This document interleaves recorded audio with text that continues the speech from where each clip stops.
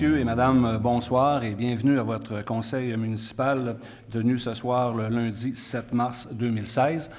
Donc, comme je pense que vous le voyez bien, notre maire n'est pas là ce soir. Donc, à la dernière séance publique, il nous avait annoncé qu'il partirait pour un mois, donc pour une chirurgie. Donc, rien de majeur, sauf qu'il ne sera pas là pour le prochain mois. Convaincu que Marc est à l'écoute en ce moment, donc on lui dit salut. Et puis, on va essayer de faire ça comme il faut pour que tu sois bien fier de ton conseil ce soir. Donc, le conseil est tout là ce soir. Donc, Madame la conseillère et les conseillers sont tous présents. Monsieur Duchesne, notre directeur général, est là aussi. Et Monsieur Paradis, notre greffier, est là. Donc, Monsieur Paradis, vous pouvez commencer avec la lecture pour l'ordre du jour, s'il vous plaît. Merci, Monsieur Fradette. Donc, au point numéro 1, nous avons la lecture et le complément de cet ordre du jour. Au point 2, exemption de la lecture des procès-verbaux des séances ordinaires et extraordinaires tenues les 15 et 29 février 2016. Au point 3, approbation des 10 procès-verbaux. Au point 4, un sommaire des déboursés pour la période du 1er au 30 janvier 2016. Au point 5, acquisition d'actifs immobilisés. Au point 6, projet d'immobilisation 029 qui concerne divers travaux pour le service des loisirs et de la culture. Au point 7, une subvention pour des organismes divers. Au point 8, subvention pour compensation pour certains organismes. Au point 9, circulation des quads sur le chemin Saint-Louis. Consultation référendaire, adoption de la question. Au point 10, Centre de solidarité internationale du Saguenay-Lac-Saint-Jean, une autorisation à emprunter les rues de la ville. Au point 11, nous avons le Centre de solidarité internationale du Lac-Saint-Jean, toujours, subvention. Au point 12, délégation pour la mission économique de l'Union des municipalités du Québec dans l'État de New York. Au point 13, le grand défi Pierre Lavoie 2016, équipe Nutrinor, c'est une commandite. Au point 14, entente de développement culturel, les projets 2016, c'est une subvention. Au point 15, Négawatt Production, projet 3E, efficacité eau-énergie, c'est un partenariat financier. Au point 16, Centre de transformation d'Alma, le syndicat de copropriété des édifices, c'est la nomination du représentant de la ville d'Alma. Au point 17, un mandat professionnel, image vidéo par drone pour du matériel professionnel, matériel promotionnel, c'est une modification au mandat actuel. Au point 18, Centre d'excellence sur les drones, Festival Cinédrone 2016, commandite. Au point 19, Centre d'excellence sur les drones, Atelier de travail CED 2016, une autre commandite. Au point 20, Cœur Aquilon, concert biannuel, commandite. Au point 21, l'adoption du premier projet de règlement 272-2016, ayant pour objet d'amender les règlements de permis et certificats 198-2012, de zonage 199-2012 et de construction, qui est le numéro 201-2012. Au point 22, l'adoption du premier projet de règlement 273-2016, ayant pour objet d'amender les règlements 206-2012 et 206-2013 relatifs au PIA, ainsi que 222-2013 relatif au programme de subvention pour protéger le cachet patrimonial des bâtiments assujettis. Au point 23, des soumissions, travaux de construction d'un centre multisport. Au point 24, des affaires nouvelles. Un premier sujet qui concerne des soumissions pour l'achat d'un demi-mètre pour conduite d'égout. Un second point qui concerne des soumissions pour l'acquisition d'appareils de jeu pour le parc Ouellette. Un troisième sujet, des soumissions pour la surveillance de la charpente métallique en usine pour la passerelle de la rivière Petite-Décharge. Un quatrième sujet, des motions de félicitations relativement au championnat provincial de ballon sur glace senior élite et mixte 2016. Au point 25, nous avons un rapport des comités et du maire. Et pour compléter cette séance, nous avons la période des questions. Donc, est-ce que des personnes auraient des affaires nouvelles à ajouter à l'ordre du jour? Complet. M. Tremblay. 3 points. En fait, 3 motions de félicitations. La première pour la Flash Fête, la seconde pour M. Lucas Fortin et la troisième pour Mme Marie-Christine Bernard.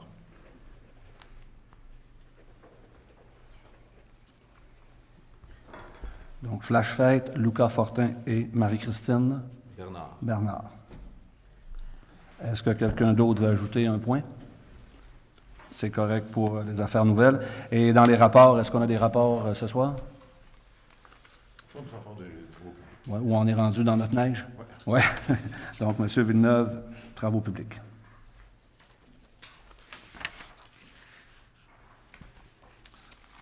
Donc, si on revient à notre premier point, quelqu'un pour adopter l'ordre du jour? M. Girard, appuyé de M. Tremblay. Donc, le deuxième point, exemption de lecture du procès-verbaux des séances ordinaires et extraordinaires tenues le 15 et le 29 février. Donc, un proposeur, M. Fortin, appuyé de Mme Beaumont. Au point numéro 3, donc, approbation des 10 procès-verbaux. Donc, le premier, celui de la séance ordinaire tenue le lundi 15 février, M. Boily, appuyé de M. Tremblay. Et la deuxième séance extraordinaire tenue le lundi 29 février, proposée par M. Villeneuve et appuyée de Mme Beaumont. On arrive à notre quatrième point, donc sommaire des déboursés. Notre monsieur le président des finances, M. Fortin. Effectivement. Donc, allez-y. Merci, M. le Promaire. Donc, le sommaire des déboursés pour la période du 1er au 30 janvier 2016, il est donc résolu d'approuver ce sommaire. Les déboursés par émission de chèques ont totalisé 2 209 276 et les paiements effectués par Internet et transferts directs ont totalisé 4 931 284 et 90 pour un grand total de 7 140 560 et 90. Au cours de la même période, le travail effectué en temps supplémentaire s'élève à 29 349 et 90. Donc, j'approuve ce sommaire des déboursés, M. le Promaire. Et pour appuyer? Oui. M. Boily va appuyer. Point numéro 5, acquisition d'actifs immobilisés. Donc, M. Villeneuve, s'il vous plaît. Oui, alors, vous êtes aperçu dans les quartiers qu'on avait posé des bollards pour ralentir le trafic. Ça a eu un grand effet et un grand engouement. Et là, on en manque. Donc, pour compléter ce que nous allons faire dans les quartiers cet été, il nous fallait en acheter d'autres. Donc, on a eu une soumission pour l'acquisition de balises. Alors, il est proposé d'acheter 20 balises, attention à nos enfants, et 40 balises de délimitation auprès du seul fournisseur conforme pour la signalisation, que la signalisation s'harmonise avec les balises existantes, soit la firme Devlotech Inc. à Saint-Hyacinthe au coût de 8 646 et 12 taxes incluses. Ça somme étant pris après à même le budget de mobilisation du service. Un appuyeur, M. Tremblay. M. Villeneuve, je pense qu'on en a on a plus d'une centaine, je pense, des 140 installations. 140. Et puis, dès le printemps, les personnes qui sont intéressées à en avoir... Bien là, il fallait qu'ils se manifestent l'année passée pour donner les endroits parce que l'on a comblé les demandes qu'on a eues pour l'année passée. Donc, pour cet été, on peut faire la demande pour peut-être l'année qui suit, mais pas pour nécessairement cet été. OK, donc quelqu'un qui l'avait l'été dernier. Il va le revoir encore. Il va le revoir encore. Oui. Parfait, merci beaucoup. Sixième point, donc, projet d'immobilisation numéro 029, divers travaux pour le service des loisirs et de la culture. Madame Beaumont, s'il vous plaît. Oui, merci, M. Fradette. Alors, c'est le projet d'immobilisation, comme vous l'avez dit, numéro 29, pour divers travaux qui vont s'effectuer dans le cadre des projets que nous avons au service des loisirs et de la culture, entre autres l'acquisition du logiciel Sport Plus. Des parcs de voisinage aussi sur lesquels nous allons travailler. Nous allons faire quelques travaux aussi au niveau de la Pointe des Américains du centre d'Orval et pour de la réparation des équipements motorisés. Alors, considérant que les plans et devis de ces travaux seront préparés par le service technique de la Ville d'Alma et que les coûts de ces travaux sont estimés à 195 000 $ et considérant qu'en vertu de la loi sur les travaux municipaux, le conseil municipal peut ordonner des travaux de construction d'amélioration par résolution lorsqu'il pourvoit dans cette résolution à l'appropriation des deniers nécessaires pour en payer le coût et à même ces fonds généraux non autrement appropriés, je dis bien. Je propose de décréter les travaux ci-haut mentionnés, d'autoriser le conseil à exécuter ou faire exécuter ces travaux ainsi qu'à faire les dépenses requises jusqu'à une concurrence d'une somme de 195 000 $, le tout conformément aux estimations produites par le service des travaux publics en date du 29 février 2016, dont copie demeure annexée à la présente pour valoir partie intégrante. Et à cette fin, d'autoriser le Conseil à dépenser une somme n'excédant pas 195 000 incluant les dépenses contingentes, et pour se procurer cette somme appropriée à même le budget disponible des activités financières prévues à cette fin au programme triennal d'immobilisation. Pour l'exercice 2016, une somme jusqu'à une concurrence de 195 000 Alors, c'est bien proposé par Mme Beaumont, Oui, Monsieur le Promaire. appuyé de M. Pilote. Le point numéro 7, subventions, organismes divers. Donc, M. Tremblay, s'il vous plaît. Oui, la Ville d'Alma a une politique de supporter financièrement les organismes qui sont accrédités au service des loisirs et de la culture et qui comptent au moins une ressource permanente pour les appuyer dans leur mission. Ces organismes-là rendent des grands services à la communauté. Donc, dans un premier temps, je proposerais d'autoriser une subvention de 2 500 $ aux organismes suivants, soit Accès Entraide Famille Lac-Saint-Jean-Est, l'Association des citoyens avertis d'Alma, le Centre de lecture et d'écriture d'Alma, la Fondation des œuvres du Havre de l'Hospitalité, Information et référence Région 02, Société Alzheimer de la Sagami, Accès à conditions de vie Lac-Saint-Jean-Est, l'Aniché, Parents branchés d'Alma, Parents enfants, la Cigogne, Service d'entraide famille Lac-Saint-Jean-Est, le Centre de rétablissement Le Renfort, le Foyer d'apprentissage d'autonomie sociale, le PA, et l'Association québécoise des droits des retraités ainsi que le Centre d'action bénévole du Lac. Maintenant, il y a une petite exception pour 3 organisations qui ne sont pas accréditées au service des loisirs et de la culture, auxquelles on a assujetti des conditions spéciales. Il s'agit du Centre de femmes aux 4 temps, Enviro Action et le mouvement Action Chômage Lac-Saint-Jean, lesquels, comme ils ne sont pas accrédités, devront nous fournir leurs états financiers, leurs prévisions budgétaires pour l'année suivante, le procès-verbal de la dernière Assemblée générale annuelle et la liste à jour des membres du conseil d'administration. Donc, quelques petits devoirs pour ces organismes-là et le tout devrait rentrer dans l'ordre. Donc, M. Tremblay le propose et appuyé de M. Girard. 8e, donc, subvention, compensation pour certains organismes, documents et projets de réduction annexés. M. Fortin, s'il vous plaît. Oui, merci, M. le Promaire. Donc, comme politique, la Ville d'Alma a aussi rembourse également les montants équivalents des taxes sur certains immeubles appartenant à des organismes à but non lucratif et qui ne sont pas accrédités par la Commission municipale du Québec. Donc, les organismes suivants vont avoir bien sûr des sous pour rembourser les taxes, soit l'Association des personnes handicapées visuelles de la région 02 incorporée au montant de 278,82 $, l'Aniché, le service d'accompagnement pour jeunes mères au montant de 1 415 $, le Cercle d'infirmières de Saint-Georges au montant de 314 $, le groupe de promotion et de défense des droits en santé mentale région 02 pour montant de 406,65 $, Parents branchés au montant de 318,65 et finalement, Justice alternative Lac-Saint-Jean au montant de 628,64. Donc, je le propose, M. le Promaire. Oui, M. Fortin, donc appuyé de Mme Beaumont. Donc, un gros point, le numéro 9, je pense qu'on va avoir besoin d'informations, M. Boily.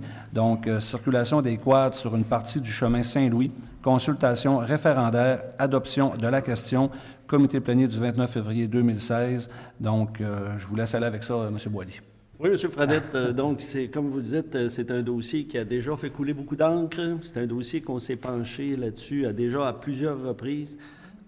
Plus spécifiquement en 2014, au mois d'avril 2014, il y a déjà 2 ans, où il y a eu une première consultation publique qui a été, somme toute, favorable à ce que les VTT passent sur la grande majorité du chemin Saint-Louis. On dit une partie, mais c'est la plus grande partie du chemin Saint-Louis.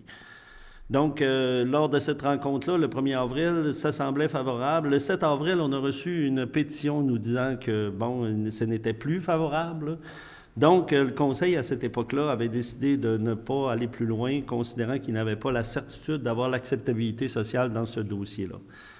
Donc, considérant que le Conseil municipal, par la suite, a reçu d'autres demandes et d'autres pressions qui ont été faites de façon à ce qu'on autorise ce passage-là pour la période du mois du 1er mai au 31 octobre de chaque année.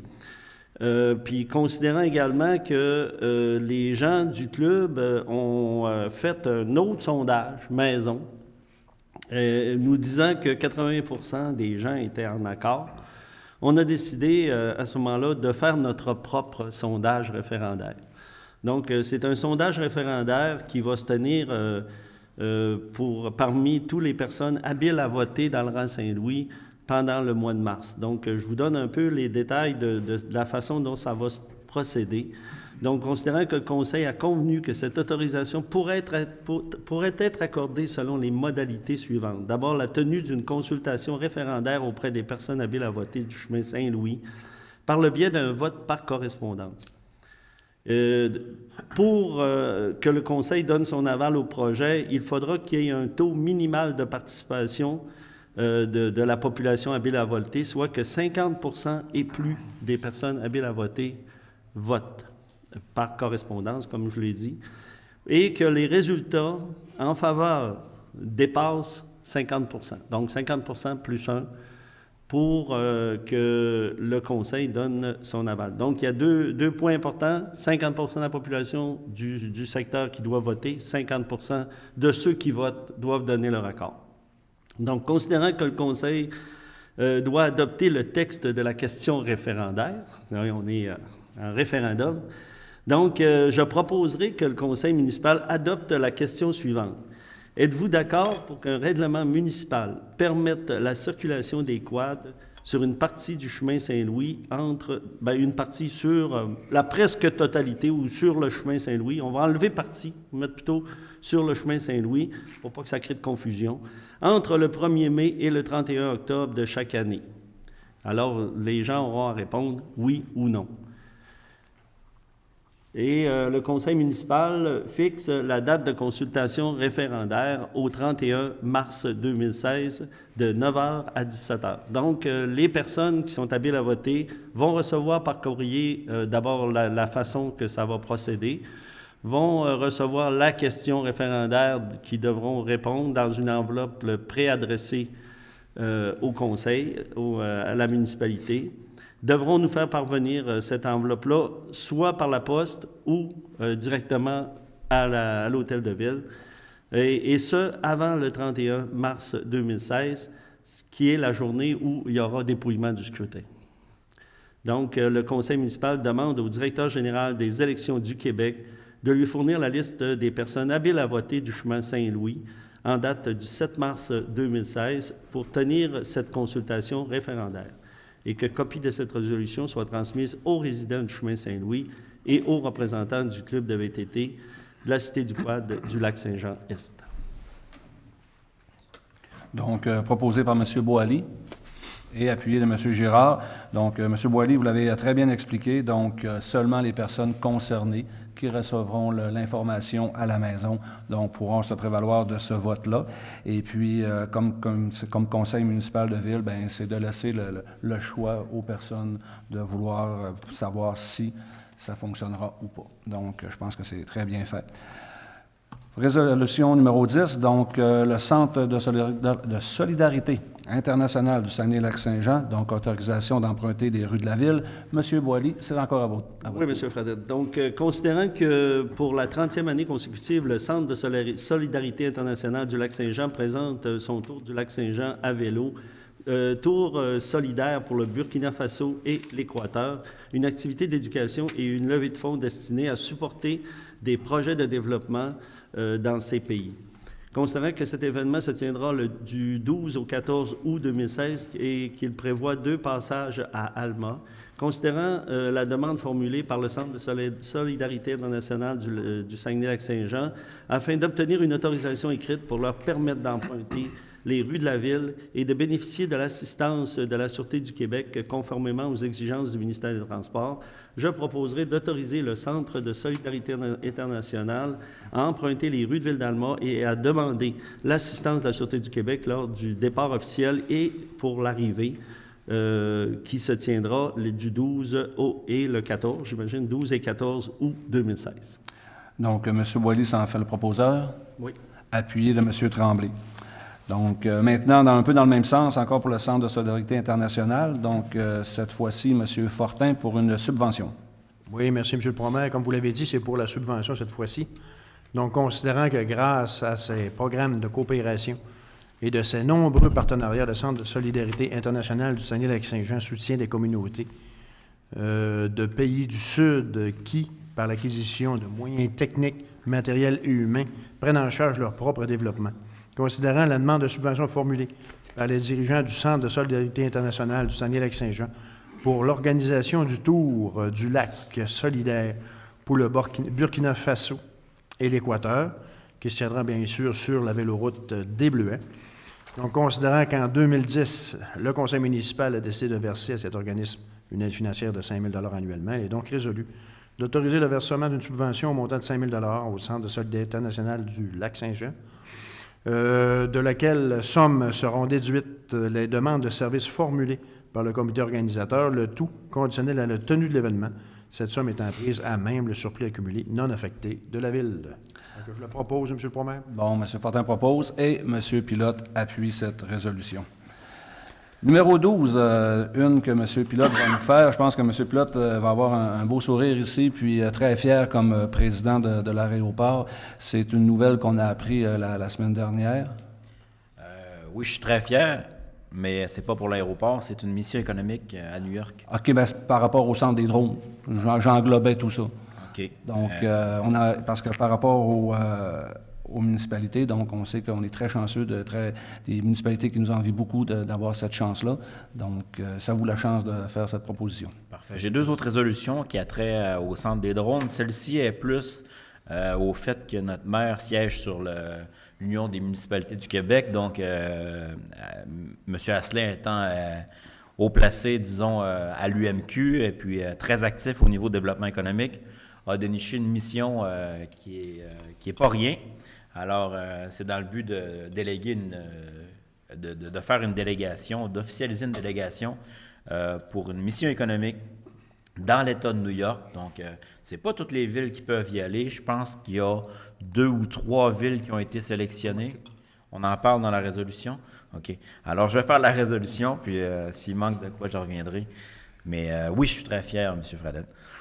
Considérant que l'Union des municipalités du Québec organise une mission économique dans le nord de l'État de New York qui se déroulera le 18, 19 et 20 mai 2016, et puis c'est une mission qui va se faire en autobus, là, donc c'est rien c'est vraiment de l'huile de bras. Il faut vraiment être tenace et persévérant. Ce n'est pas un voyage de luxe.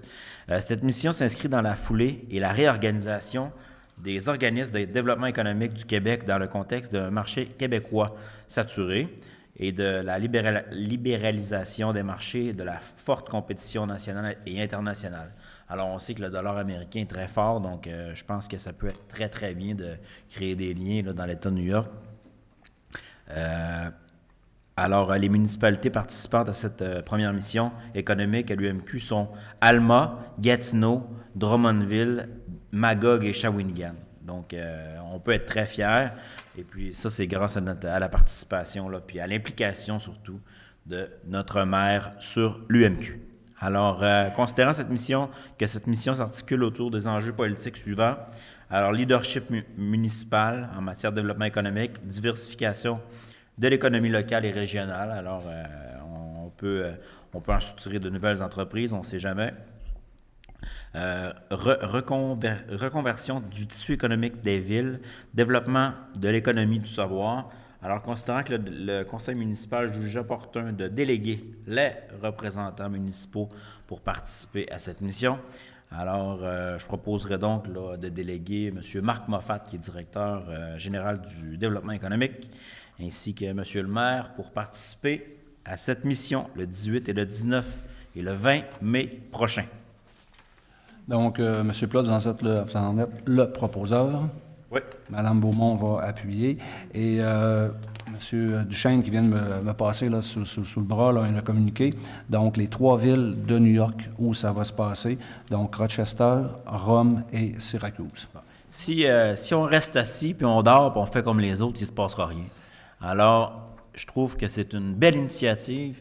Puis on sort des sentiers battus, puis c'est pour ça qu'on provoque des nouvelles opportunités comme celle-ci. C'est en plein là, M. Pilote, où je savais très bien que vous alliez être très fier de cette délégation. Point numéro 13, je pense que M. Fortin va nous quitter pour mieux nous revenir à l'autre point. Donc, le grand défi Lavoie, Pierre Lavoie 2016, donc équipe Nutrinor commandite, Mme Beaumont. Oui, merci, M. Fradette. Alors, évidemment, M. Fortin nous a quittés puisqu'il fera partie de cette équipe. Alors, il quitte, évidemment, pour le temps de la résolution. Donc, c'est le grand défi Pierre Lavoie, qui est très, très connu de plus en plus par tout le monde ici au Québec. Ça va se tenir les 16, 17, 18 et 19 juin prochains, 2016. Et on sait tous que c'est pour développer des saines habitudes de vie et promouvoir la persévérance scolaire aussi chez les jeunes de 6 à 12 ans et par effet d'entraînement, comme on le dit, chez les parents aussi. Alors, c'est pour une bonne cause. Et on a une demande d'aide financière qui a été formulée par l'équipe de Nutrinor. Et le conseil municipal souhaite évidemment profiter de cette occasion-là pour d'abord encourager l'équipe de Nutrinor, bien sûr, mais aussi pour afficher sur le maillot qu'ils porteront fièrement la ville de la finale des Jeux du Québec qui est en allemand. Alors donc, on aura l'occasion d'afficher les Jeux du Québec sur les maillots qui seront portés par l'équipe de Nutrinor. Alors, je vais proposer évidemment d'accorder une aide financière de 750 $ à l'équipe de Nutrinor pour sa participation à l'événement Le Grand Défi Pierre Lavoie qui tiendra les 16, 17, 18, 19 juin prochain à titre de commandite, le tout conditionnellement à ce que les membres de cette équipe affichent les logos de la Ville d'Alma et de la finale des Jeux du Québec, donc Ville d'Alma et Jeux du Québec, hiver 2017 à Alma sur leur maillot. Et bien sûr, on va souhaiter bonne chance à l'équipe de Nutrinor et à notre collègue, M. Fortin, qui se relève lui aussi d'une opération quand même importante. Alors donc, ça va mettre à l'épreuve sa mécanique, je pense, dans tous les sens du mot. Le fine-tuning est bien fait maintenant pour M. Fortin, donc il devrait connaître tout un défi. Oui. Donc, proposé par Mme Beaumont et appuyé par M. Boily. Bon retour avec nous, M. Fortin. Donc, vous devrez pédaler pour nous. Monsieur le Président de la Culture, M. Tremblay, donc, nouvelle entente encore, je pense une 3e ou 4e qu'on va signer. Donc, c'est une bonne question. C'est la 3e ou la 4e, mais effectivement, on l'a signé, les papiers sont arrivés, ce qui nous permet de décaisser les sommes pour certains projets. Peut-être rappeler à la population que cette entente-là avec le ministère de la Culture et des Communications, qui nous revient par période de 3 ans d'habitude, en fait, la Ville met une contrepartie et le ministère fait de même et ça nous permet de réaliser différentes actions qui sont en concordance avec notre volonté ici, mais aussi avec les objectifs gouvernementaux. Donc, comme on a réussi à conclure l'entente, on peut décaisser des sous sur certains projets. Donc, je vais proposer d'en adopter 3 ce soir, mais en fait, plus que 3, vous allez voir avec le deuxième. Le premier est assez simple. En fait, c'est un axe de l'entente qui concerne la promotion des activités et des lieux culturels offerts à la population. Donc, ce sera pour autoriser un versement de 3 000 $ à la mission Accès Culture qui est produite par Cogeco. Le deuxième, où là, il y en a un peu plus, en fait, depuis la dernière entente de développement culturel, on procède à des appels de projets structurants en médiation culturelle, c'est-à-dire des projets qui sont susceptibles d'intéresser la population à l'art et amener à le faire découvrir, à fréquenter les lieux d'art ici à Alma. Donc, on y va avec un appel de projet. Il y a une analyse qui se fait en comité, donc avec les représentants de Ville d'Alma. Vous en faites partie, M. Fradette également, les représentants du ministère de la Culture. Et donc, il y a des grilles qui sont établies et on code différents projets. À noter que depuis l'an passé, ces appels de projets-là, on essaie de leur donner une teinte un peu plus 150e anniversaire de Ville d'Alma. Donc, il y a des points de plus si on est capable d'aller chercher des actions qui vont mettre en valeur le 150e, l'histoire de la ville, ou qui va offrir une belle visibilité pendant cette période-là. Donc, le premier projet, je ne vendrai pas tous les punchs, je vais laisser aux organismes de soins de communiquer leur projet, mais quand même pour donner une idée à la population. Le premier projet retenu nous provient du centre Sagami. En fait, c'est la deuxième tranche parce qu'on avait déjà accepté le projet lors du précédent appel d'offres. Donc, le projet s'appelle Rassembler et Ressembler. C'est un projet artistique qui va mettre en valeur, par le biais d'une installation, énormément de photos qui proviennent du bagage historique des familles du secteur. Donc, on a trouvé un montant de 2 500 $ à ce projet. Ensuite, Langage Plus avec une intervention artistique dans le cadre de Place aux artistes. Alors là, ça va être quand même d'envergure. On parle ici de recouvrir une partie de la rue Sacré-Cœur avec un toit artistique, donc un événement d'envergure ponctuel. Il y a 4 000 $ qui vont leur être versés à partir de l'entente de développement culturel et 1 000 $ qu'on est allé chercher dans une enveloppe spéciale. Ensuite, IKI l'atelier pour un projet de mural et de médiation. On offre une première tranche de 2 000 $. La suite du financement suivra l'an prochain. C'est un projet qui vise en fait à réaliser une murale dans le cadre du 150e, encore une fois, sur le mur de béton qui se trouve tout près du viaduc sous le pont Carcajou. Donc, un grand mur de béton qui n'a pas très bonne mine dans le secteur. On va essayer de lui donner une couleur bien propre à Ville-d'Alma.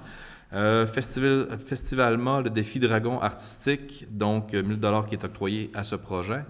Ensuite, 500 $ à Yann Dessureau pour divers projets en chanson qui auront lieu dans le cadre du 150e. Et l'artiste Yann Dessureau également a fait la demande d'un local dans nos nouveaux locaux pour artistes qui sont situés dans l'édifice juste à côté ici, l'ancienne bibliothèque municipale, l'édifice Paul Tremblay, donc qui l'occupera à raison de 6 mois pour un loyer de 160 $ par mois.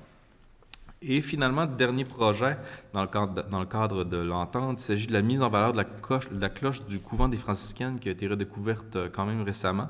C'est un élément qui est emblématique du patrimoine d'Alma. Alors, il y a un mandat de 7 000 $ qui sera attribué au service d'aide à la rénovation patrimoniale pour une proposition de mise en valeur de la cloche. Donc, il sera aussi en soi une activité pour le 150e anniversaire de Ville d'Alma. Donc, ça fait le tour. J'en ferai la proposition. Oui, donc, M. Tremblay, donc on voit que c'est une entente qui amène la nouvelle argent dans notre municipalité, qui crée beaucoup de projets. Et peut-être en finissant, juste rappeler que la cloche du couvent des franciscaines, ça se passait à Saint-Cœur-de-Marie, M. Boilly. Et c'est l'ancien couvent des franciscaines. Ouais. L'ancien couvent. Je dois dire que M. Clément Fleury, que tout le monde connaît bien à Saint-Cœur-de-Marie, là, avait retracé la cloche et nous a, depuis 2 ans, là, suggéré fortement d'y trouver un endroit adéquat. Puis je pense que dans le cadre du 150e anniversaire, c'est extrêmement intéressant, tant pour la ville que pour le secteur Saint-Cœur-de-Marie, de remettre cette cloche-là visible pour la population. Donc, une belle pièce qu'on pourra montrer à notre montre. Donc, M. Tremblay a proposé pour l'entente, appuyé de Mme Beaumont. Maintenant, rendu au point numéro 15, donc Négawatt Production, projet 3E, efficacité, eau, énergie. Donc, M. Girard qui va nous parler de ça. Oui, M. Fredette, donc on sait qu'au Québec, on est à différents niveaux, mais au niveau de la consommation d'eau potable, on trouve au sommet des plus grands consommateurs d'eau potable parmi les consommateurs terrestres. Dans ce sens-là, déjà depuis 2011, le gouvernement du Québec s'est doté d'une stratégie de réduction de l'eau potable qui vise une réduction de 20 % en moyenne d'ici 2017.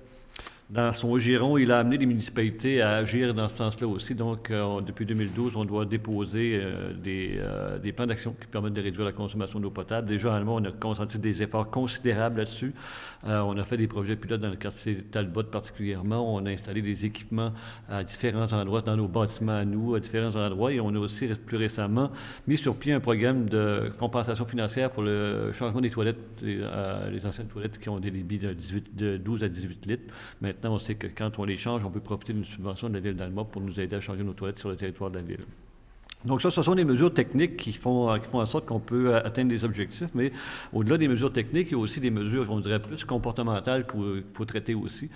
Déjà, l'été dernier, on avait un projet qui s'appelait Logique, qui consistait à rencontrer les citoyens directement dans leur résidence pour leur expliquer qu'est-ce qu'on pouvait faire et surtout pourquoi on devait le faire finalement pour réduire notre consommation d'eau potable et les avantages, parce qu'on sait qu'il y a des coûts financiers reliés à ça nécessairement. Lorsqu'on traite l'eau, c'est tous les citoyens qui paient pour, et il y a des impacts environnementaux aussi qui sont reliés à ça.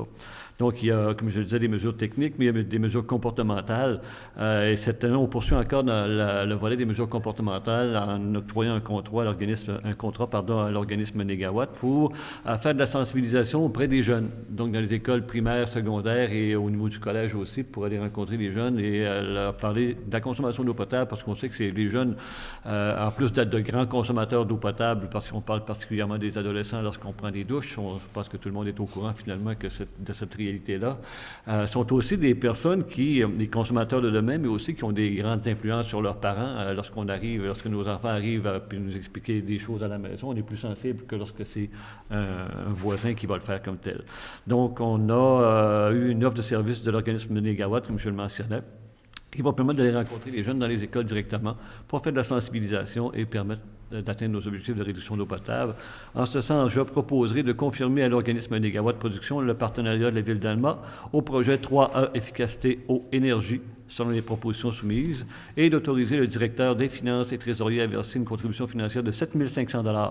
Cette somme étant prise à même le budget disponible des activités financières prévues à cette fin au programme triennal d'immobilisation pour l'exercice 2016.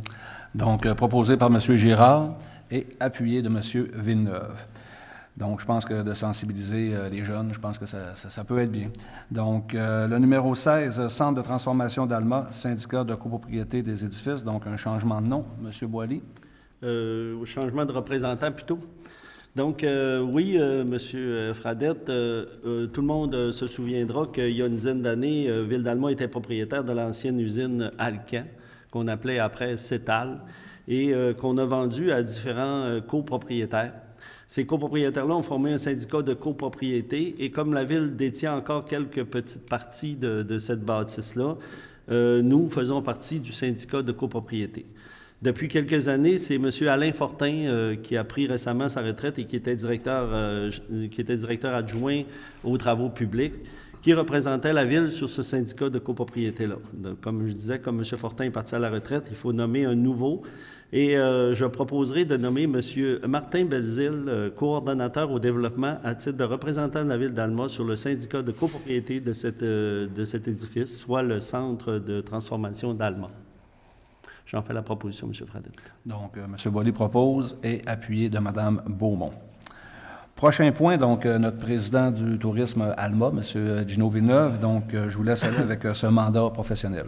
Oui, alors l'an passé, nous avions fait une entente avec Overcam Imagerie Aérienne pour prendre des photos de divers sites touristiques, économiques de Ville d'Alma.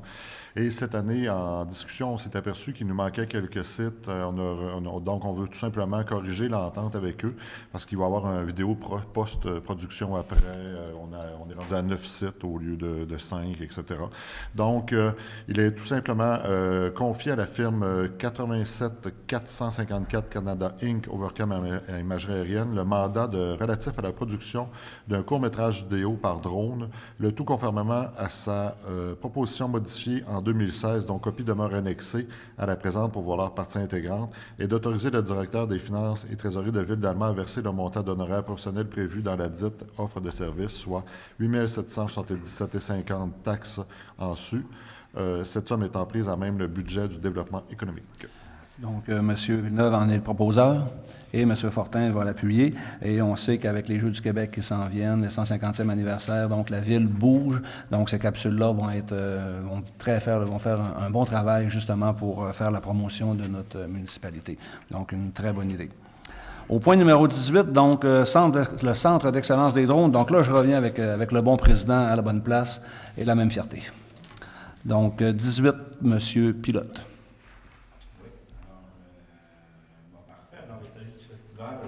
Merci beaucoup, Mme Beaumont. Alors, merci, M. Fradette. Alma, c'est pas une petite nouvelle. Il y a eu un communiqué de presse qui est envoyé aujourd'hui. Il y a quelques médias qui en ont encore ma fameuse chaise.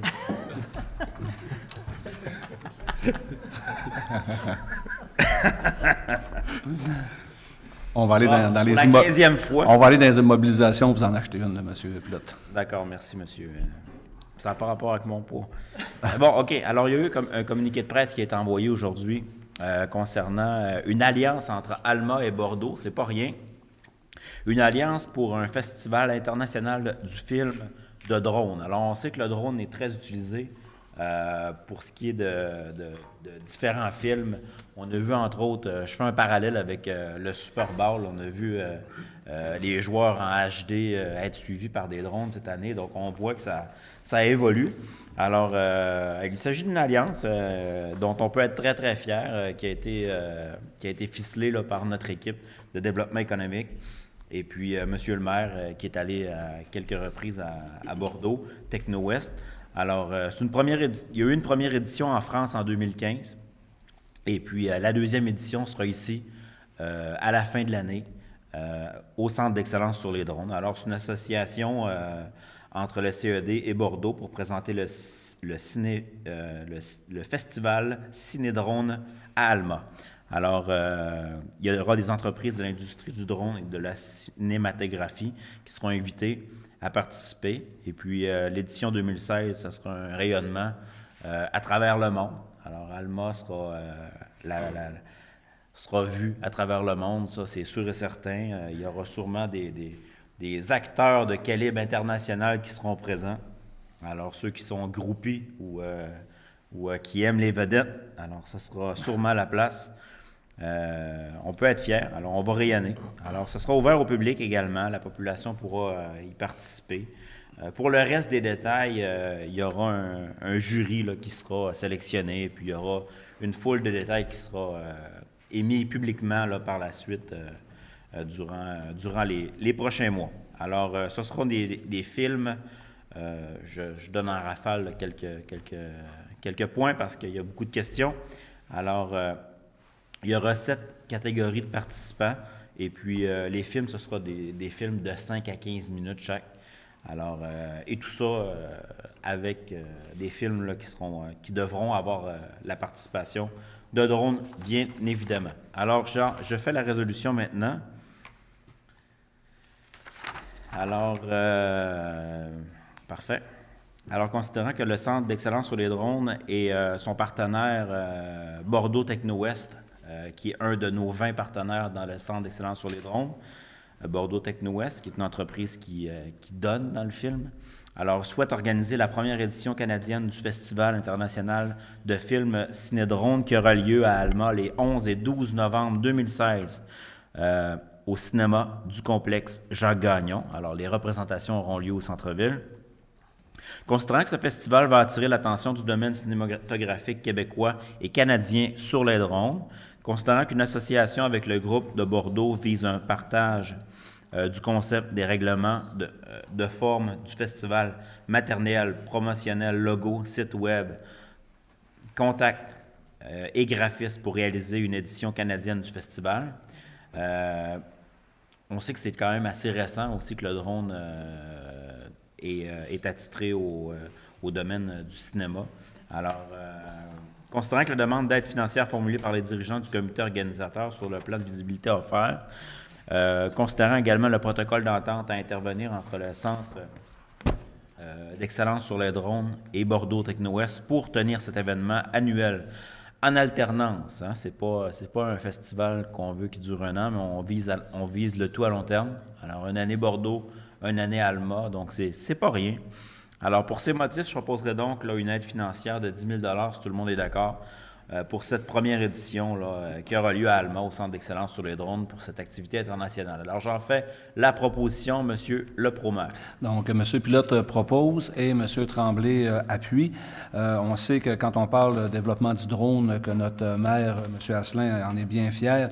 Et c'est encore une fois ce soir, si le Conseil de ville d'Alma n'avait pas été proactif dans le domaine des drones, bien, cette activité-là, ce festival-là ne pourrait pas avoir lieu ici à Alma. Donc, M. Pilote, on continue avec vous pour le point numéro 19. Donc, on est encore dans le Centre d'excellence des drones pour un autre sujet, donc atelier de travail. Merci, M. le Promaire. Alors, c'est la 2e année que ça se tient, cette activité, puis c'est très, très intéressant puisqu'on a tous les acteurs du domaine du drone qui se déplacent pour venir à Alma. Donc, quand on dit qu'on est le lieu où est-ce que ça se passe au niveau nord-américain, ça en est un exemple. Il y a des chercheurs, il y a des experts du domaine, des grands utilisateurs, des fonctionnaires, des hauts fonctionnaires aussi du gouvernement canadien, des acteurs au niveau de la réglementation qui y sont. Et puis, c'est un sommet où est-ce que tout le monde peut échanger pour faire avancer la réglementation. Et puis, c'est un domaine aussi où est-ce que les entreprises privées peuvent se faire valoir. Alors, ça aura lieu les 1er et le 2 juin 2016. Et puis, on appelle ça le workshop CED 2016 parce qu'on est international. Et puis, le coût des membres et non-membres sera connu, bien sûr, en temps et lieu, là, puisque c'est la 2e année. On attend plus ou moins 150 à 200 entreprises. Alors, programme préliminaire, conférencier d'honneur, mise à jour de la réglementation. Alors, on nous demande, bien sûr, une commandite là, pour cet événement qu'on va rayonner également, puis on va aider notre centre d'excellence sur les drones à exploser. Alors, je vais faire la résolution qui va comme suit. Le centre d'excellence sur les drones sera hôte de l'événement Atelier de travail CED 2016. Ça, c'est la version française, M. le Promaire, qui aura lieu à l'Hôtel Universitaire d'Alma les 1er et 2 juin 2016. Alors, je tiens à souligner encore une fois que c'est la 2e édition, puis c'est une initiative du CED d'Alma. Considérant que la 2e édition est un événement qui permettra d'offrir une grande visibilité à la Ville auprès des partenaires locaux et nationaux du Centre d'excellence sur les drones, la demande financière formulée par les dirigeants du comité organisateur et le plan de visibilité offert. Alors, pour ces motifs, M. le Promaire, je proposerai donc d'accorder une aide financière de 5 000 $ au Centre d'excellence à titre de commandite pour l'événement Atelier de travail CED 2016 qui aura lieu à l'Hôtel Universel les 1er et 2 juin 2016. Alors, je proposerai, M. le maire, que cette somme sera prise à même le service du développement développement économique, à laquelle je siège également. Donc, on parle d'un montant de 5 000 $ pour un événement d'envergure où est-ce qu'on va faire parler de nous. Alors, j'en fais la proposition si tout le monde est d'accord. Donc, M. Pilote propose et Mme Beaumont appuie. Point numéro 20, donc on sait que le Cœur Aquilon est là à tous les 2 ans, donc déjà 2 ans qu'on ne les a pas vus, donc on est bien content. C'est cette année qu'ils arrivent, donc M. le Président de la Culture, M. Tremblay. Oui, donc ils vont tenir leur spectacle biannuel au mois de mai à la salle Michel Côté. Il y a une demande qui a été formulée pour les aider, entre autres au niveau de la technique au sein de la salle Michel Côté. Donc, je ferai la proposition de leur accorder une aide financière de 2 500 $ en service, donc en crédit de service. Ils seront donc épaulés par les employés de la Ville pour mener à bien cette représentation pour cette organisation qui a plus de 60 ans. Et appuyé de M. Fortin. Donc, proposé par M. Tremblay et appuyé de M. Fortin. Maintenant, notre président de l'urbanisme, M. Gilles Girard, c'est à vous la parole. Oui, M. Fredette. Donc, ici, on parle d'une démarche technique, dans le fond, qui est une démarche de modification du règlement de zonage, en fait, où on va modifier vraiment le règlement de zonage en fonction de différentes décisions qui ont déjà été prises. Donc, on va formaliser le tout. Je veux préciser que de toute façon, cette démarche-là, quand on parle de zonage, il y aura un affichage officiel dans le Journal de Lac-Saint-Jean de ce mercredi pour expliquer c'est quoi les choses qui vont être touchées par cette modification. Et le 21 mars prochain, c'est-à-dire à la prochaine Assemblée publique, ça va tenir lieu de consultation publique. Donc, s'il y a des gens qui veulent se prononcer sur les modifications qu'on veut apporter à notre règlement de zonage, pourront le faire le 21 mars prochain. Donc, dans ce sens-là, je vais faire lecture des principaux points qui seront modifiés et les points plus techniques, dans le fond, les gens pourront en prendre connaissance dans le Journal de Lac-Saint-Jean dans l'édition du 9 mars 2016.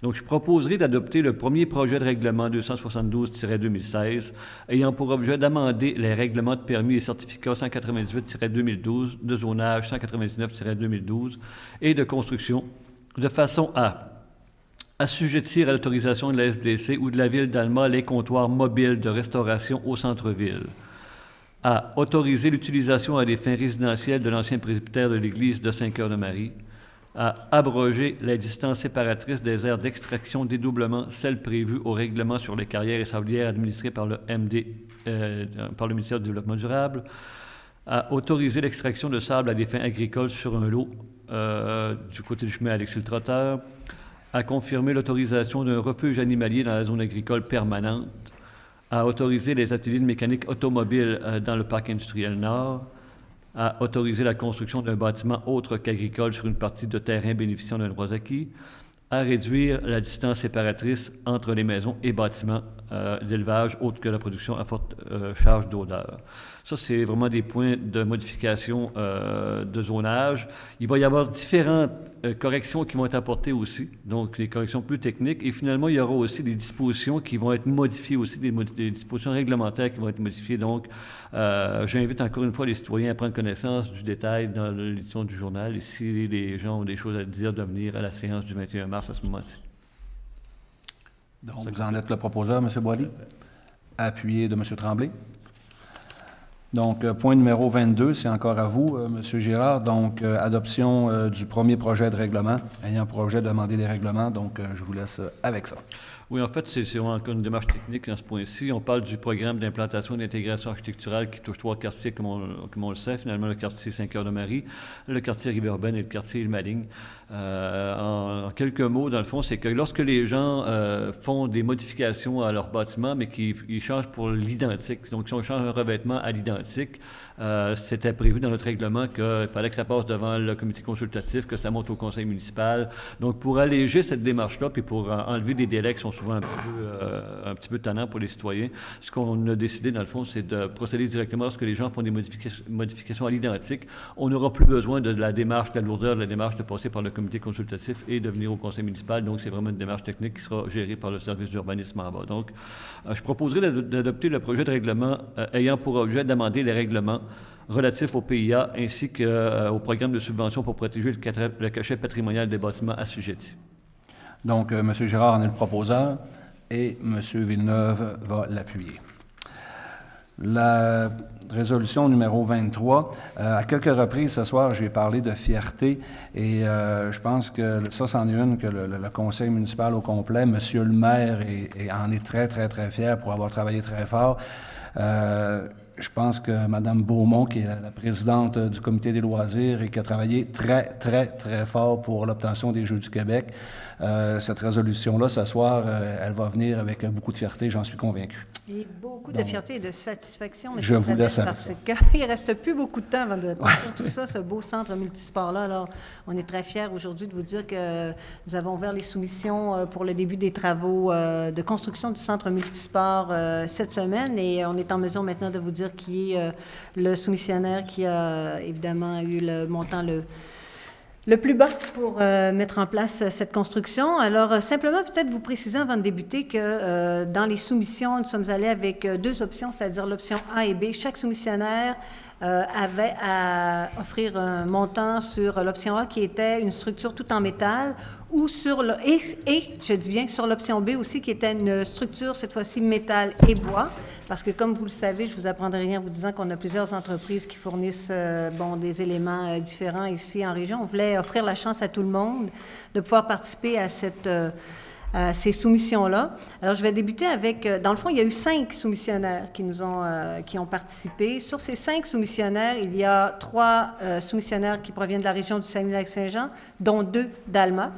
Alors, je vais débuter le montant des soumissions avec la soumission la plus élevée qui nous provenait de mais je dis bien l'entreprise Laval-Fortin Limitée. Donc, en option A, c'était le montant de 10 620 240 et 75 et en option B, je vous rappelle que c'est métal et bois, montant de 11 91 638 et 25. Et fait à préciser aussi, c'est que les montants de l'option B sont toujours plus élevés quand il y a évidemment utilisation du bois dans les structures.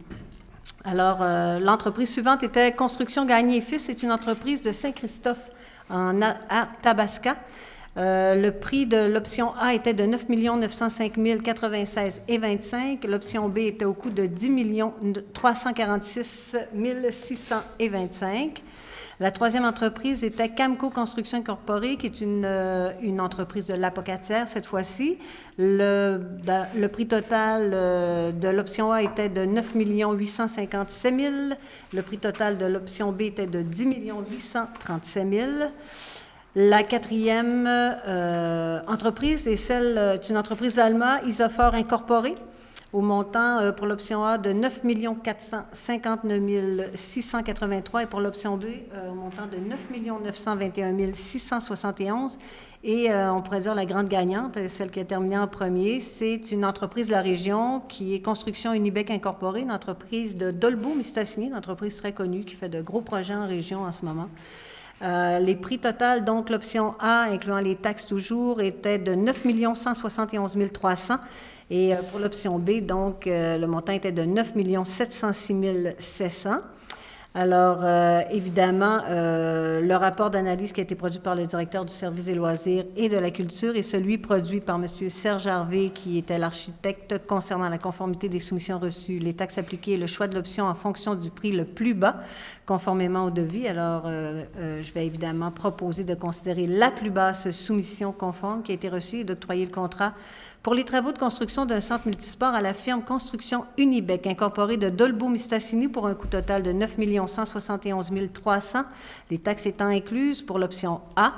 Conformément à la soumission qui a été présentée, dont copie demeure annexée à la présente pour valoir partie intégrante, cette somme, je dis bien, étant prise à même les disponibilités financières prévues à cette fin au règlement d'emprunt 264-2015. Le tout conditionnellement à la signature de l'autorisation finale du ministère de l'Éducation, de l'Enseignement supérieur et de la Recherche. Et évidemment, ça nous amène à vous dire que les prochaines étapes sont les suivantes. Cette semaine, il y aura la signature officielle, la signature d'entente avec l'entrepreneur général. Et les travaux devraient débuter d'ici 2 à 3 semaines. Nous avons exactement 40 semaines pour mettre ça en branle parce que vous savez que la date de livraison est le 30 décembre 2016. Et alors, notre entrepreneur nous a évidemment garanti cette date de livraison et il faut que ça marche parce que nous, on en a besoin pour, évidemment, faire l'ouverture des Jeux du Québec qui va se faire rapidement en février. Et alors, on est très, très fiers, très contents de cette signature, de cette entente et on a bien hâte de livrer ça à la population d'Alma et des environs. Oui, on a très, très hâte. Et puis, je trouve ça drôle quand vous parlez de 40 semaines. Il faut débuter la grossesse là, pour nos 40 semaines. Donc, faut pas perdre de temps. Sinon, le bébé, là, il arrivera pas à temps. Et puis, on voit le sérieux aussi des gens qui ont soumissionné. Les 4 premiers, là, je veux dire... pratiquement 700, même pas 700 000 $ de différence entre le premier et le quatrième. Puis, comme vous l'avez mentionné, Mme Beaumont, avec le choix avec qui on va aller, donc Construction Unibec, entre le projet A et le projet B, bien, c'est quand même 1 demi-million de différence. Donc, on ne pouvait pas non plus ne pas en tenir compte. Absolument. Et soyez certains que nous allons travailler dans le respect des budgets et aussi des échéanciers, bien sûr. Là. Oui, puis d'ailleurs, le budget, je pense qu'il est un petit peu plus bas qu'on avait prévu. Oui, donc, on est très contents. En fait, les soumissions nous ont bien servi puisque nous sommes en deçà de ce qui avait été prévu au niveau des montants là, qui avaient été calculés pour le centre multisport. Alors ça, c'est une bonne nouvelle aussi. Donc, merveilleux. Merveilleux. Alors, on est très, très heureux de ça, M. Fradette. Et M. Fortin a appuyé cette résolution, ça ne vous dérangera pas? Ça va vous faire plaisir aussi? Bon, elle est appuyée, elle est proposée. Donc, on arrive aux affaires nouvelles, à la 24A. M. Villeneuve, donc, soumission d'achat d'un débitmètre pour conduite d'égout. Oui, alors, comme l'a expliqué M. Girard tout à l'heure, c'est dans le plan d'intervention d'économie d'eau potable pour le projet 2017. Il faut installer des débitmètres à nos sources d'eau pour vérifier combien en rentre, combien en sort. Alors, présentement, nous sommes allés en soumission. Nous avons reçu 3 soumissionnaires. Produit BCM Lippier de Chicoutimi au montant de 30 974. Scandalliance Corporation Montréal au montant de 18 792,67. Et Genic Inc. de Montréal au montant de 8 191,97, taxes incluses. Alors, il est proposé de considérer la plus basse soumission conforme reçue et d'octroyer le contrat pour l'achat d'un débitmètre pour conduite d'égout à la suite à la firme Genic Inc. de Montréal pour un coût total de 8 197, taxes incluses, cette somme étant prise à même les budgets d'immobilisation du service. Donc, M. Villeneuve en sera le proposeur et M. Boily va l'appuyer. On vient de parler tantôt de 10 millions, les soumissions étaient très, très, très proches l'une d'elles, et là, on arrive à 8 000, 18 000, 30 000. Oui, sauf qu'il y a une explication. OK, j'aimerais la savoir. C'est que le dernier dans la demande de soumission, on pouvait offrir de mettre des débitmètres doubles ou simples. Le dernier n'a proposé que des simples et le premier a proposé des doubles, ce qui était accepté lors des demandes d'appel d'offres. Donc, c'est pour ça que des doubles coûtent moins cher qu'acheter 5 simples, si on veut. Là. Fait que c'est pour ça qu'on a une très grande différence. Il n'y a pas eu de proposition de double dans le dernier. Parfait. Donc, vous emmenez un bon point à cette résolution.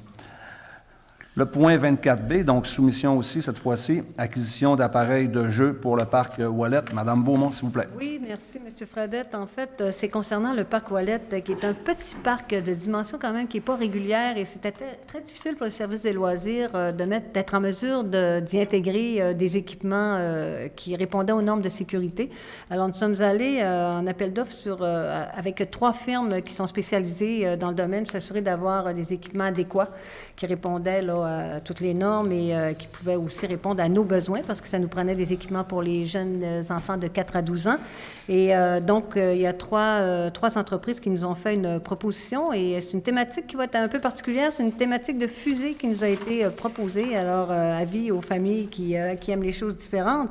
Donc, le rapport d'analyse qui a été produit par le directeur du service des loisirs et de la culture et l'acheteur municipal recommande d'octroyer le contrat au fournisseur offrant le produit le plus performant par rapport aux autres produits, le coût étant inférieur à 25 000 $, les taxes étant incluses. Alors, je vais proposer de considérer la seule soumission, finalement, que nous avons reçue, qui est conforme, et d'octroyer la fourniture de l'équipement de jeux spécialisés pour le parc Ouellet à la firme Équipement récréatif Jean-Bette Incorporé de Lévis.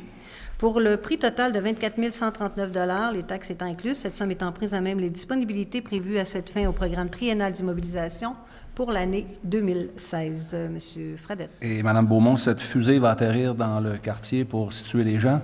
Oui, en fait, le parc Ouellet, si je ne m'abuse, il est situé dans votre quartier, Monsieur Pilote. Je crois que c'est derrière chez Félix, là, pour situer les gens. C'est bien ça, hein? Donc, vous aurez une fusée qui va atterrir dans votre...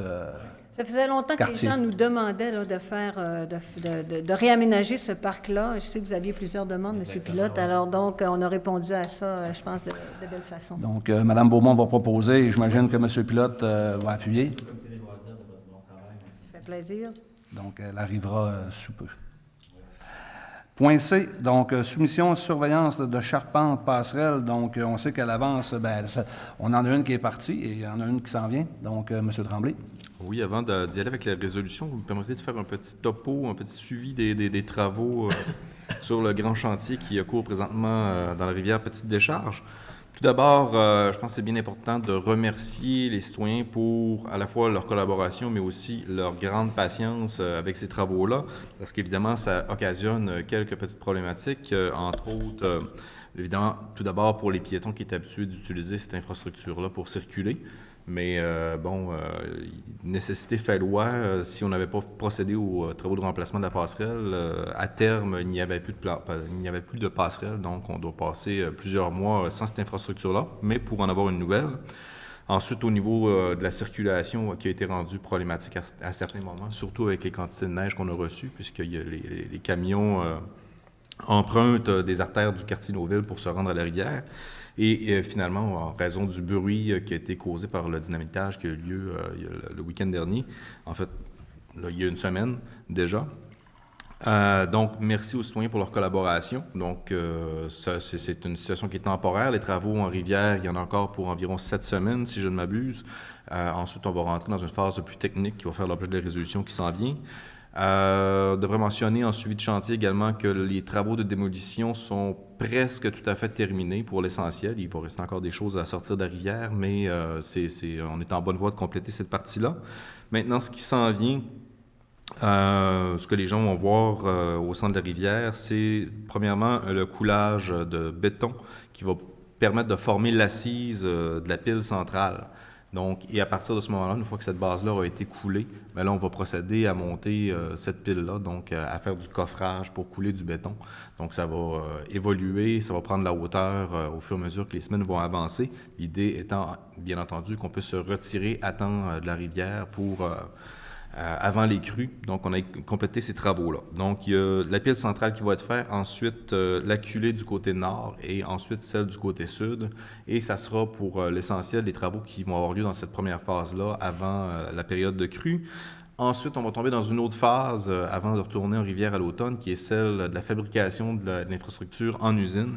Donc, tous les travaux d'ingénierie, d'extrusion, d'assemblage des pièces, entre autres par friction-malaxage, qui est un nouveau procédé au niveau de l'assemblage du matériau aluminium. Il y a une partie soudage également. Donc, ces travaux-là vont s'amorcer incessamment et On en vient à la résolution. Comme il y a des travaux qui vont se faire en usine, il est nécessaire pour nous de procéder à une surveillance de chantier, donc de surveiller la fabrication de la charpente métallique de cette nouvelle passerelle-là. Et on est allé en appel d'offres. On a reçu des soumissions le 4 mars dernier pour cette surveillance-là qui est fixée en fait avec un taux horaire pour un montant final estimé probablement autour de 9 000 donc, 3 soumissions ont été reçues. La plus élevée, SGS Canada Incorporé de Jonquière, pour un taux horaire, taxes et frais de déplacement non inclus, de 78 $. Englobe Corporation de la Baie pour un taux horaire de 67 $ et Mistras Incorporé de Jonquière pour un taux horaire de 75 $. Donc, en ce sens-là, je proposerai de considérer la plus basse soumission conforme reçue et d'octroyer le contrat pour la surveillance en usine de la fabrication de la charpente métallique de la nouvelle passerelle au-dessus de la rivière Petite Décharge à la firme Mistras Incorporée de Jonquière pour un taux horaire de 75 $, taxes et frais de déplacement non inclus, le tout conformément à la soumission reçue et au devis descriptif. Et cette somme sera prise à même les sommes disponibles à cette fin au projet d'immobilisation 17. Donc, M. Tremblay en est le proposeur. Et M. Fortin va l'appuyer. Juste pour peut-être aussi, je ne sais pas si les gens à la maison ont vu depuis quelques semaines, je dirais depuis, c'était le 4e public ce soir que Cogeco avait des Alma en mouvement. Donc, ce soir, avant le public, je pense que c'était vous, M. Tremblay, qui était la vedette. Donc, et je pense que vous en avez parlé de la passerelle. Ça se peut-tu? Oui, effectivement, on a fait un petit topo sur les travaux en rivière. Je vais me permettre aussi de faire une parenthèse sur un élément dont je n'ai pas discuté et qui, là, vient de m'échapper. Mais les gens... pourquoi je faisais du pouce là-dessus, c'est que les gens vont avoir encore de l'information sur la passerelle, puis j'imagine qu'on va avoir, avec la caméra, donc des images qui pourront permettre de justifier ce que vous avez expliqué ce soir. Merci. Alors, je reviens à l'idée qui m'a échappé. Simplement mentionner que dans les prochaines semaines, en train de préparer ça, il y aura des annonces publiques qui vont être faites en termes de partenariats financiers privés en lien avec ce projet-là, puisqu'on parle également d'un projet de vitrine technologique pour l'extrusion de l'aluminium. Donc, ça vient, puis on va en profiter au même moment pour présenter le visuel de la passerelle à la population, parce qu'on roule depuis, en fait, 8-10 mois avec une vidéo qui a été faite qui présente bien les projets d'aménagement en rivière à venir, mais qui n'a pas le bon modèle de passerelle, puisqu'on a brassé le modèle depuis ce temps-là. Donc, on va présenter. On est un petit peu en retard dans notre communication, mais comme on a été passablement occupé avec le ministère de l'Environnement pour arriver à temps, on fonctionne un peu à l'envers, mais l'important, c'est qu'on arrive dans les temps. Et que vous n'avez rien oublié pour ce soir. Parfait. Donc, on avait notre proposeur et notre appuyeur. M. Paradis, oui. Donc, félicitations au championnat provincial de ballon sur glace. Justement, j'y étais en fin de semaine, donc on avait la chance d'avoir les provinciaux de ballon-ballet ici au Centre Mario Tremblay. Et puis, écoutez, je vous laisse, Mme Beaumont, dire le résultat. Oui, absolument. Merci, M. Fredette. Alors, c'était, comme vous l'avez dit, le championnat provincial de ballon sur glace senior, élite mixte 2016, et ça se tenait les 4, 5, 6 mars dernier au Centre Mario Tremblay d'Alma, bien sûr. Et nous avions des représentants de notre municipalité, donc l'équipe masculine des As du Lac-Saint-Jean, qui ont remporté la médaille d'argent et de ce championnat senior élite. Ils ont terminé en 4e place. Alors, je crois qu'il y a vraiment lieu de féliciter d'abord M. Éric Gilbert et M. Sébastien Gaudreau, qui sont respectivement entraîneurs et capitaines de l'équipe masculine, ainsi que tous ceux et celles, évidemment, qui ont collaboré au succès de cet événement, qui prend de plus en plus d'envergure, je pense. On a ici, d'ailleurs, des joueurs extrêmement performants, ici oui. À Saint-Cœur-de-Marie, que vous connaissez bien, d'ailleurs, M. Fredette, je pense. Alors, je crois qu'il serait à propos vraiment de féliciter, donc, M. Gilbert, M. Gaudreau et tous les bénévoles et les organisateurs là, qui ont fait de cet événement-là un succès, encore une fois, en fin de semaine à Alma. Oui, donc on sait que c'est eux qui étaient les organisateurs aussi du tournoi canadien que nous avions eu ici à Alma, donc qui avait emmené beaucoup de personnes ici. Et oui, on peut dire qu'ils ont échappé la médaille d'or. C'était quand même l'équipe qui était double médaillée l'année dernière. Mais ce que M. Gaudreau m'a dit, c'est que même avec cette médaille d'argent, il y aurait des possibilités qu'ils puissent quand même nous représenter aux Canadiens pour le prochain tournoi. Donc, si tout va bien, tant mieux. Et comme vous l'avez dit, on a effectivement un très bon club de ballon-ballet, avec de bons jeunes qui poussent derrière, qui vont faire la relève, bien sûr. Parfait. Alors. Donc, bravo à tout le monde. Madame Beaumont la propose Je le propose. et M. Fortin va l'appuyer. Maintenant, M. Tremblay, on avait, je pense, 3 mentions de félicitations qu'on voulait passer, donc je vous laisse aller. Oui, en rafale. Des motions de félicitations. La première pour, l'organisation de la Flash Fête pour IQ l'Atelier. L'événement avait lieu il y a 2 week-ends de cela, donc à la fin février. C'est quand même un événement qu'on pourrait qualifier d'un événement de niche, donc qui s'adresse peut-être moins à la population en général, mais qui a eu une très bonne assistance cette année.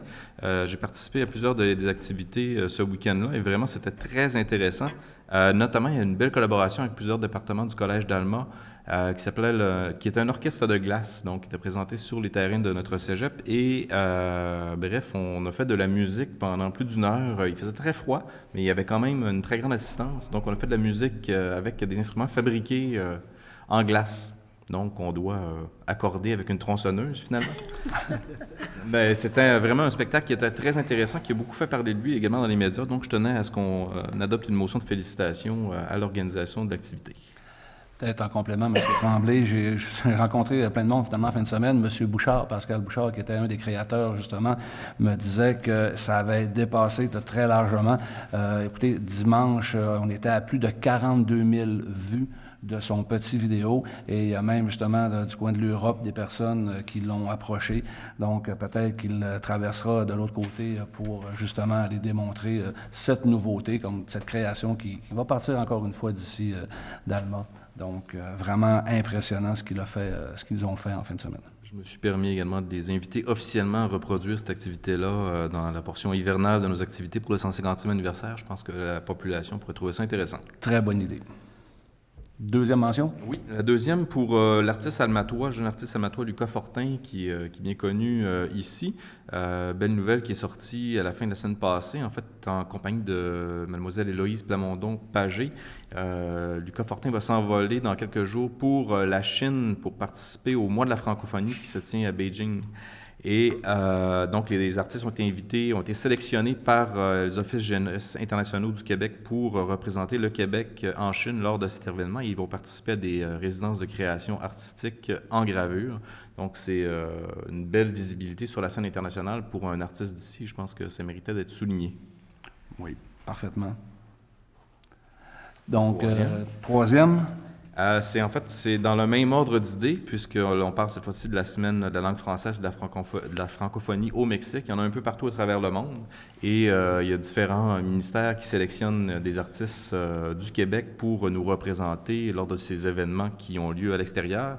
Et cette fois-ci, c'est Mme Marie-Christine Bernard qui est résidente de Saint-Nazaire actuellement, qui a longtemps résidé à Alma, mais qui est enseignante ici à Alma et qui est quand même connue du grand public. C'est une romancière assez connue. Son dernier roman, Matisiwin, a gagné, en fait, a été un succès à la fois critique et populaire. Ça fait partie de ce qu'on peut appeler les best-sellers ici, au Québec. Et donc, Mme Bernard a été à son tour sélectionnée par le ministère des Relations internationales et de la francophonie pour représenter le Québec lors de la semaine de la langue française de la francophonie.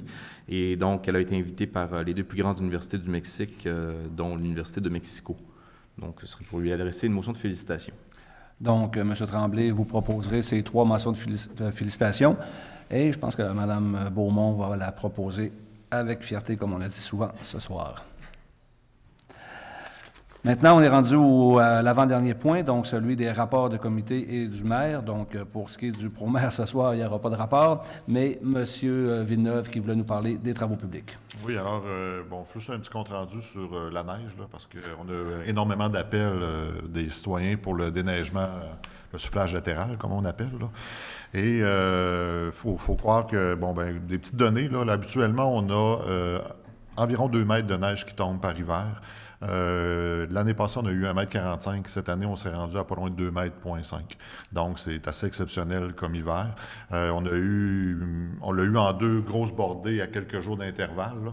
Il faut penser qu'une tempête comme on a eu là, ça coûte 100 000 $ habituellement ramasser une tempête. 2 coup sur coup. Juste en temps supplémentaire, on en a eu pour plus de 30 000 $. Donc, présentement, le soufflage latéral se fait sur les heures régulières, se fait le soir et la nuit.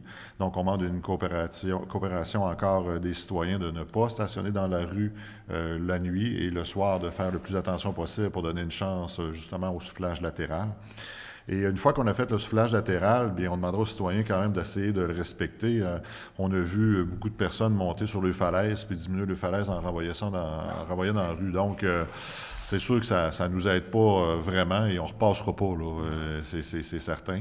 Et on a aussi les déneigeurs artisans là, qui, malheureusement, bien souvent qu'autre chose, prennent la neige vers l'arrière de la maison, l'envoient par en avant et l'envoient dans la rue aussi, au lieu tout simplement de peut-être la pousser quand ils le peuvent sur le terrain arrière de la maison, ce qui ferait des beaucoup moins gros monticules en façade, là. En tout cas, là, on va évaluer certaines choses qu'on peut faire là-dedans. Et présentement aussi, on a, on pourrait dire, une petite situation d'urgence, là, parce que vous avez vu les températures qui annoncent pour les prochains jours. Donc, on travaille fort à aller déblayer les rues où ce qu'on craint avoir des petites problématiques avec l'eau, la fonte de l'eau. Donc, on nettoie où ce que les puisards, faut qu'ils drainent l'eau qui va fondre, etc. Donc, il y a certaines rues qui... Oui, sont encore embourbées au niveau de la façade. Le souffleur latéral n'a pas passé, mais il faut être patient un petit peu. Là. C'est sûr que c'est exceptionnel. Là. Passer du moins 35 avec 2 tempêtes de neige, puis passer du plus 7. Là. On fait notre gros possible pour servir les citoyens du mieux qu'on peut, mais il faut comprendre qu'on ne peut pas être partout puis dans toutes les rues la même journée. Là. Fait que là, on le fait en temps régulier. C'est sûr que c'est un petit peu plus long, mais à un moment donné, il faut respecter les coûts aussi. Là. On a quand même pratiquement 10 % du budget supplémentaire de sauter cette année en grattage. Là. Donc, on demande tout simplement aux citoyens d'être un petit peu patients, coopératifs, respectueux, et tout va bien aller. Et surtout d'être prudent, parce qu'on sait que oui, à certains coins de rue, la visibilité est moins bonne un petit peu. Donc, roulez un petit peu moins vite, faites attention, et puis tout devrait bien aller. Des très bons points que vous amenez, M.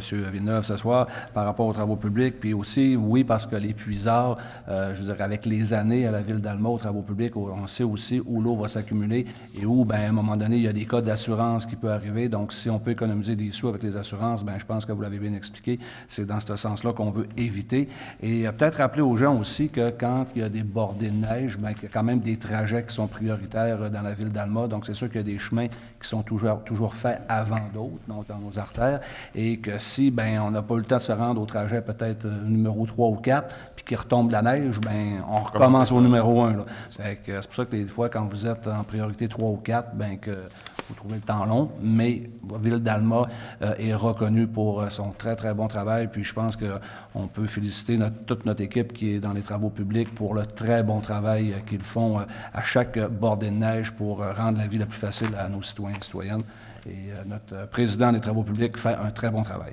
Merci beaucoup. Juste en passant aussi, c'est sûr que les rues sont beaucoup moins larges. Là. Donc, les piétons, il faut être plus prudent, il faut être un petit peu plus vigilant, les chauffeurs aussi, avec les enfants. C'est sûr qu'on a des demandes de déblayer les trottoirs qu'on n'a jamais déblayés, mais là, c'est exceptionnel. Les rues sont beaucoup plus refermées que d'habitude. Mais écoutez, on va souhaiter que ça fonde très rapidement, là, mais soyez prudents, s'il vous plaît, les automobilistes, les piétons et les enfants. Parfait, M. Villeneuve. Donc, dernier point de la soirée, la période des questions. Est-ce qu'on a des questions dans la salle? On n'a pas de questions dans la salle. Donc, écoutez, ma première va être faite pour ce mois que M. Asselin est parti. Donc, je ne sais pas si je l'ai dit en début d'assemblée, mais M. Asselin va très bien, donc ceux qui se sont joints à nous. Donc, la chirurgie a super bien été. Donc, il doit faire sa convalescence comme prévu pendant 1 mois. Et puis là, bien, on arrive à la fin de cette assemblée de conseil. Et Mme Beaumont, comme à l'habitude... Oui. Vous allez demander la levée de l'Assemblée. Parfait, Mme Beaumont. Donc, vous tous à la maison, je vous souhaite une bonne fin de soirée. Et comme M. le maire le fait à chaque fois, M. Paradis, la prochaine est pour... Donc, on se retrouve le 21 mars au soir, 19h. Donc, bonne fin de soirée à vous. Et faites attention avec toute la neige qu'on a. Bonne fin de soirée.